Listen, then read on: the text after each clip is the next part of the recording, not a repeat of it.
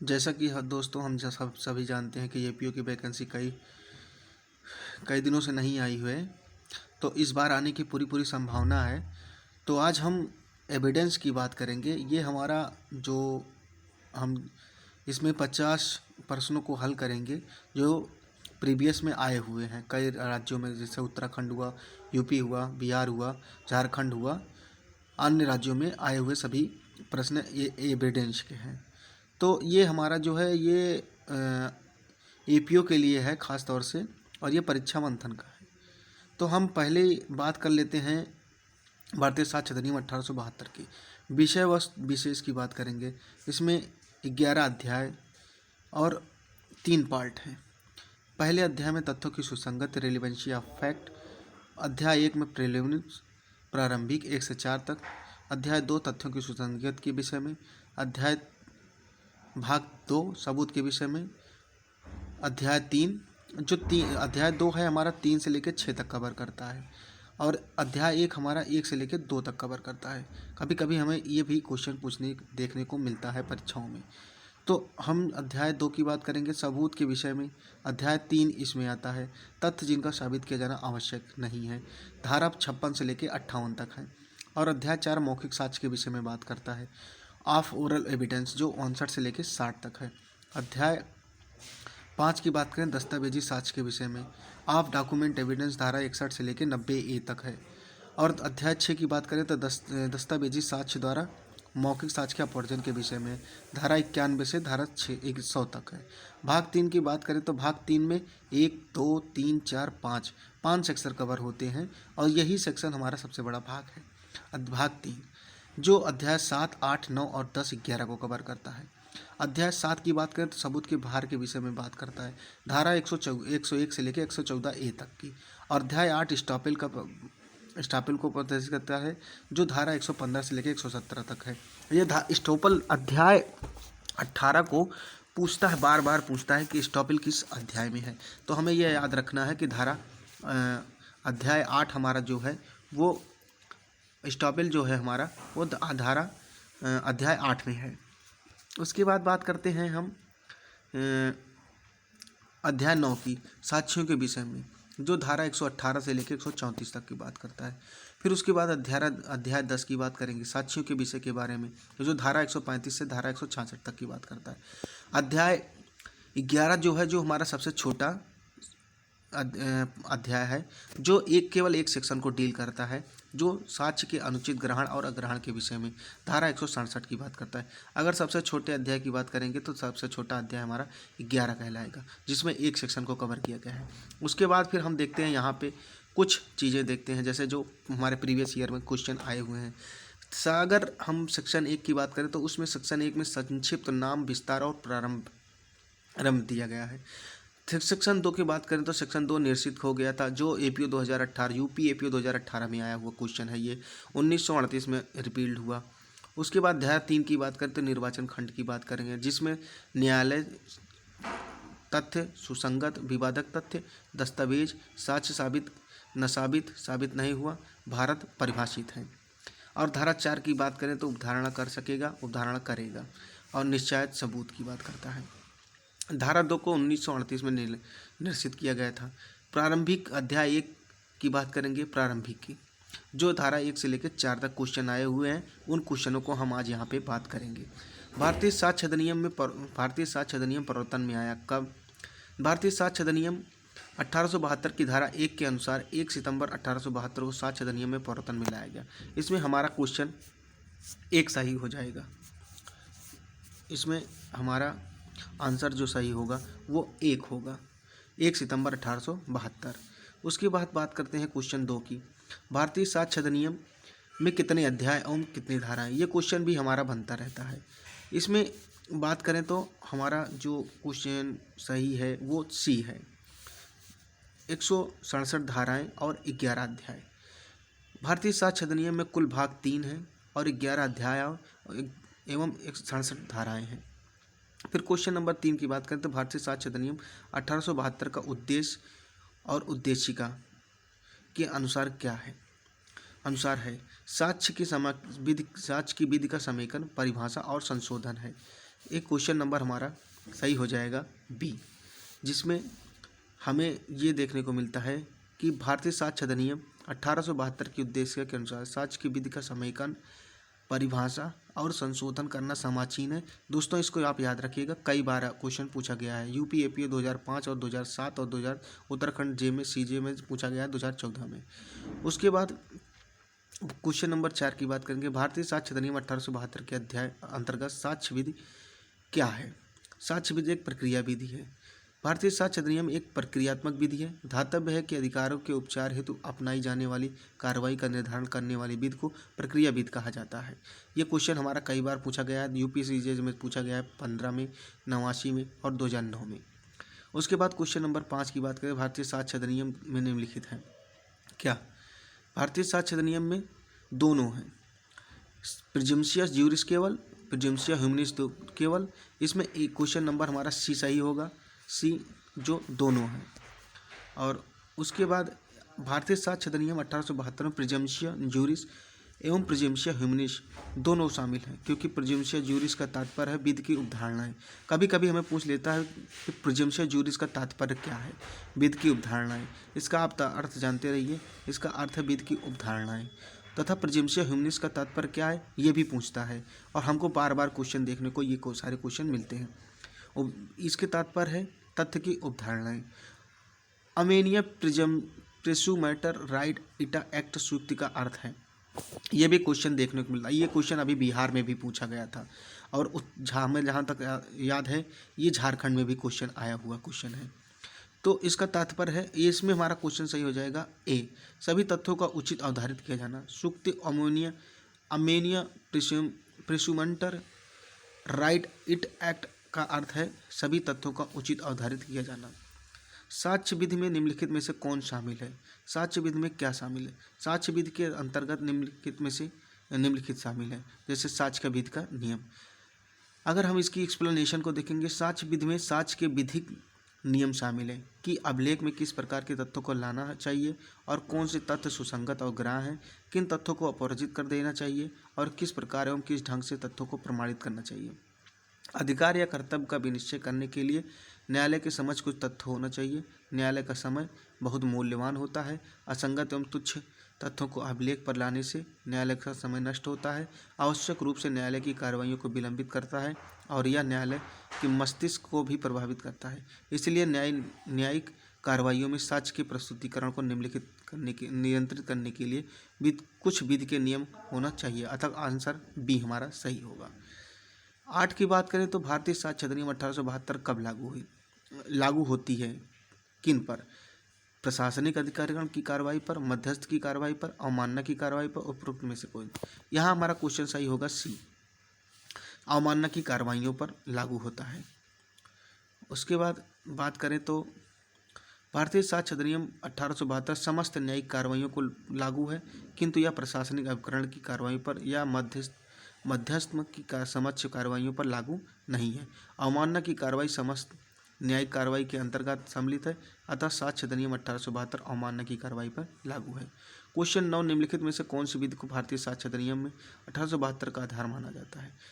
इसका आंसर हमारा जो सही होगा वो आंसर सही होगा डी। इसमें उस स्थान की विधि को जहाँ किसी मामले में कार्रवाई की जानी है, लेक्स फोरी। भारतीय स्पष्टीकरण हम देखेंगे। भारतीय साक्ष्य अधिनियम 1872 का आधार फोरम की विधि लेक्स फोरी को माना जाता है, जिसके संबंध में हाउस ऑफ लॉर्ड ने बेन बनाम खेन एंड फार्मर जैक्सन रेलवे 1850 के मामले में कहा कि साक्ष्य विधि स्थानीय न्यायालय की विधि होती है और उन्हें अधिशासित करती है। यह सब उस देश की विधि के अनुसार तय होता है जिसमें प्रश्न उठता है कि किस स्थान पर उपाय का पालन होता है और निष्पादन न्यायालय का स्थान है। साक्ष्य विधि है क्या? जैसा अभी आप ऊपर देख चुके हैं, साक्ष्य विधि एक लेक्स फोरी विधि है। साक्ष्य विधि लेक्स फोरी विधि है। लेक्स फोरी है। साक्ष्य के समस्त प्रश्न उस स्थान की विधि के अनुसार ही विनिश्चित किए जाएंगे जहां किसी कार्रवाई का विचारण किया जाता है।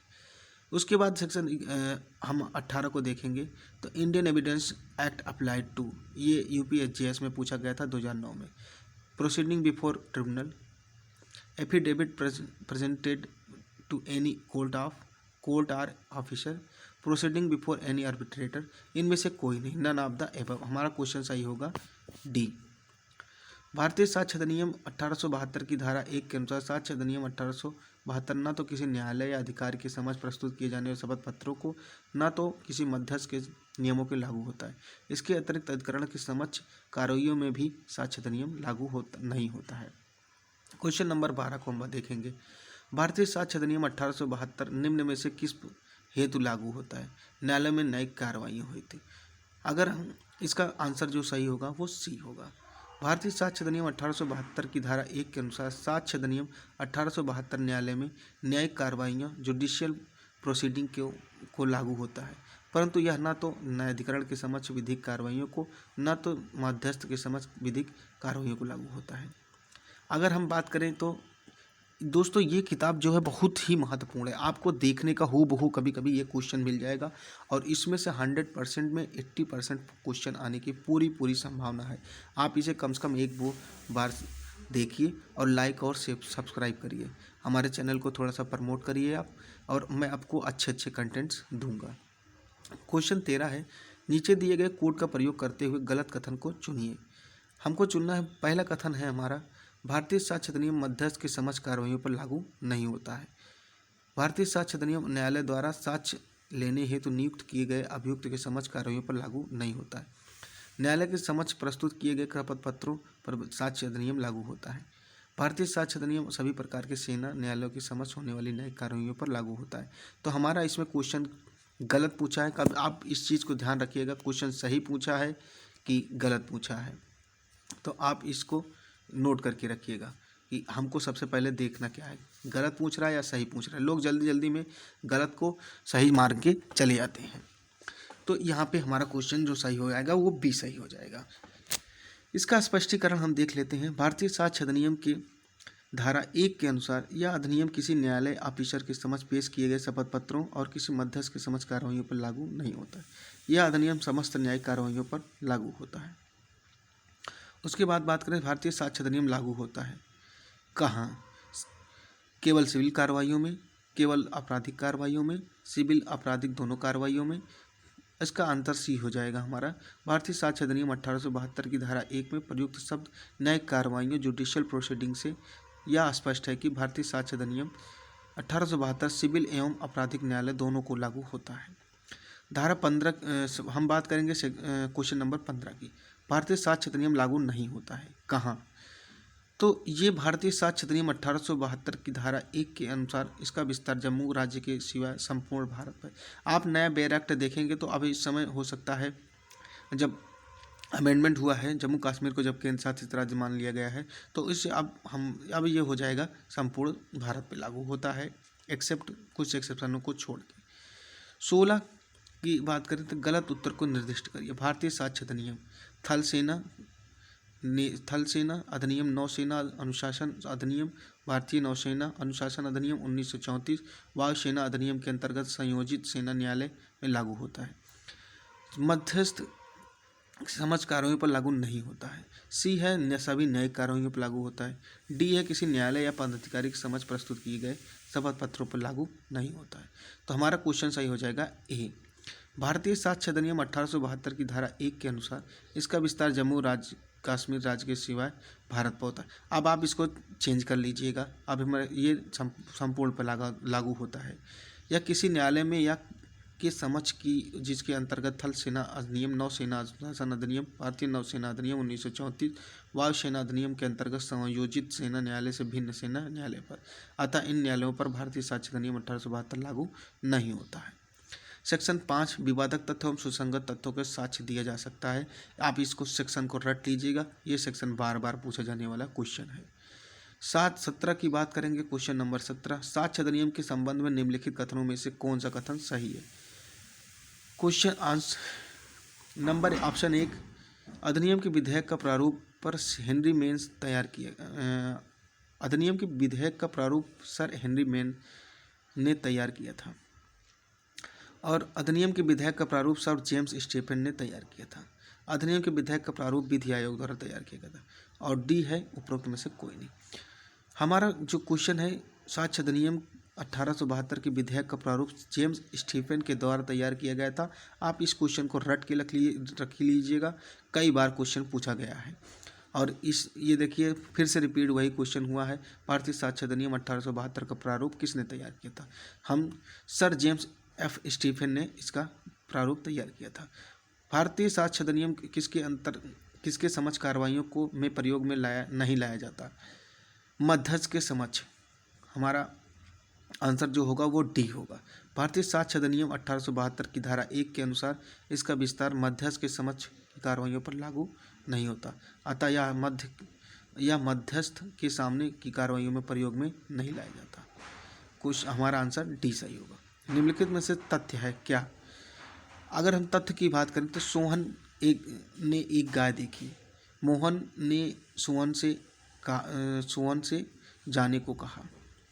शीतल की बड़ी इज्जत है। ये सभी अगर हम बात करते हैं तथ्य क्या है तो भारतीय साक्ष्य अधिनियम 1872 की धारा 3 के अनुसार तथ्य से अभिप्रेत है और उसके अंतर्गत निम्नलिखित चीज़ें आती हैं। नंबर 1, ऐसी कोई वस्तुओं की अवस्था, वस्तुओं का संबंध जो इंद्रियों द्वारा बोधगम्य है। कोई मानसिक दशा जिसका भान किसी व्यक्ति को है, आदि चीज़ें तथ्य के अंतर्गत आती हैं। तो हमारा यहाँ क्वेश्चन सही हो जाएगा उपरोक्त सभी। 21 की बात करें तो क्वेश्चन नंबर 21 की बात करें तो ऐसी कोई वस्तुओं की अवस्था या वस्तुओं का संबंध जो इंद्रियों द्वारा बोधगम्य है, क्या है? वो तथ्य है। जैसे हम दोस्तों आपको बता चुके हैं कि ये क्वेश्चन बार बार वही रिपीट करके पूछता है और ये वही क्वेश्चन बनाते हैं। हम कंफ्यूज हो जाते हैं, हम इसको कायदे से नहीं पढ़ते।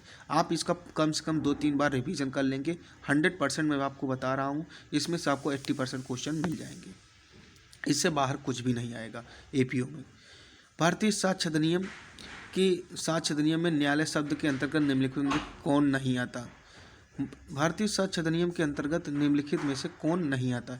हम देखेंगे सभी न्यायालय, साक्ष्य लेने के लिए वैध रूप से अधिकृत व्यक्ति, सिटी मजिस्ट्रेट, मध्यस्थ। हम क्वेश्चन नंबर 22 को देखेंगे जिसमें हमारा आंसर सही होगा डी, न्यायालय के अंतर्गत नहीं आता।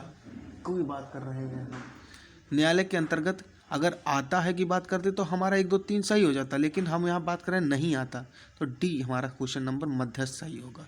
भारतीय साक्ष्य अधिनियम 1872 की धारा 3 के अनुसार न्यायालय के अंतर्गत सभी न्यायाधीश और मजिस्ट्रेट या मध्यस्थों के सिवा साक्ष्य के लिए लेने के लिए वैध रूप से प्राधिकृत सभी व्यक्ति आते हैं।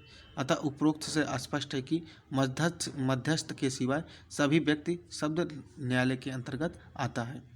क्वेश्चन नंबर 23, निम्नलिखित में से कौन सा शब्द भारतीय साक्ष्य अधिनियम में धारा 3 के अंतर्गत परिभाषित नहीं है?